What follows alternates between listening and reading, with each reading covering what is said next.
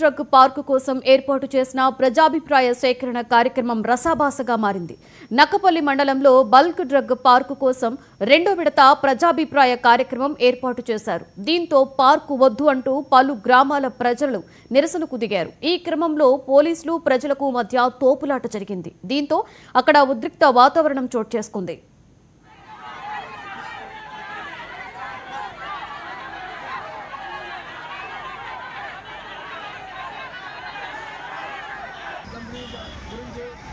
కానీ గతంలో ఎప్పుడూ లేని విధంగా నక్కపల్లి మండలంలో 5-6 ప్రజాపేట శాఖలు జరిగాయి. కానీ వీళ్ళు కూడా ఎవరు యనమల రామకృష్ణ తెలుగుదేశం పార్టీ వాళ్ళు కూడా వ్యతిరేకం చేయడం జరిగింది. అలాంటిది ఆ ప్రాజెక్ట్ ఈ ప్రాంతంలో బట్టి ఈ ప్రాంత ప్రజల్ని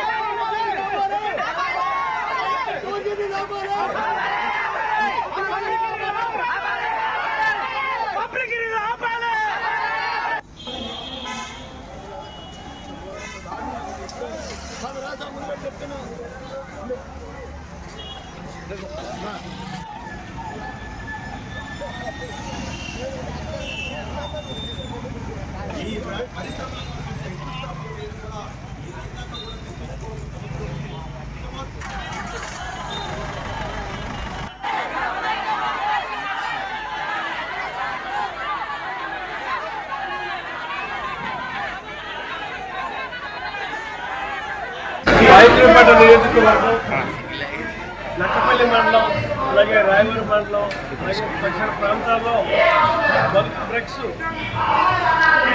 ఇక్కడ ఏర్పాటు చేస్తే ఏ విధంగా ఉంటుందని ఈరోజు ప్రజాభిప్రాయ శాఖలో దాంట్లో నుంచి చాలామంది మేధావులు మాట్లాడారు.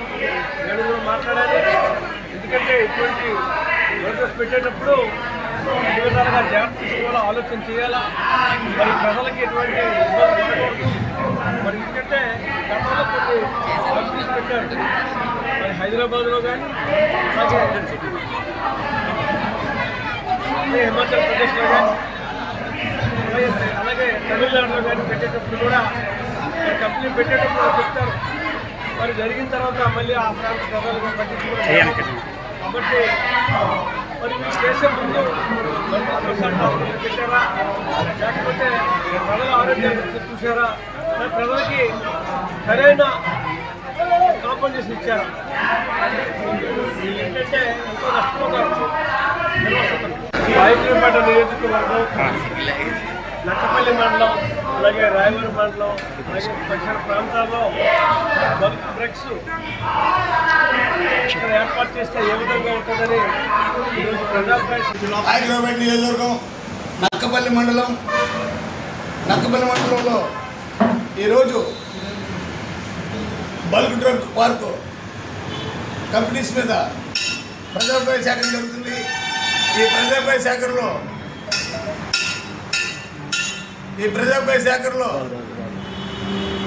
మమ్మల్ని మా అభిప్రాయాలు చెప్పకుండా మమ్మల్ని అరెస్ట్ చేసి పాకిరెడ్డి పోలీస్ స్టేషన్ తరలించారు. ఆ ప్రాంతంలో ఉన్న ప్రజలు కానీ మత్స్యకారులు కానీ రాబోయే కాలంలో చాలా ఇబ్బందులు ఏర్పడతాయి.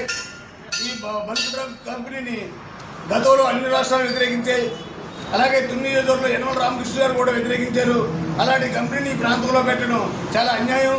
ఈ ప్రాంత ప్రజలు అంటే అంత లోకువా? ఈ ప్రాంత ప్రజలను బతకొద్దా? ఇలాంటి పరిస్థితుల్లో మా అభిప్రాయం చెప్పడం కంటే సుమారు 900 మంది పోలీసులతో పహారా కాస్తూ ఎవరిని వెళ్లకుండా మా అభిప్రాయాలు చెప్పకుండా మమ్మల్ని అరెస్ట్ చేయడం అన్యాయం. ఐక్యపేట నియోజకవర్గం నక్కపల్లి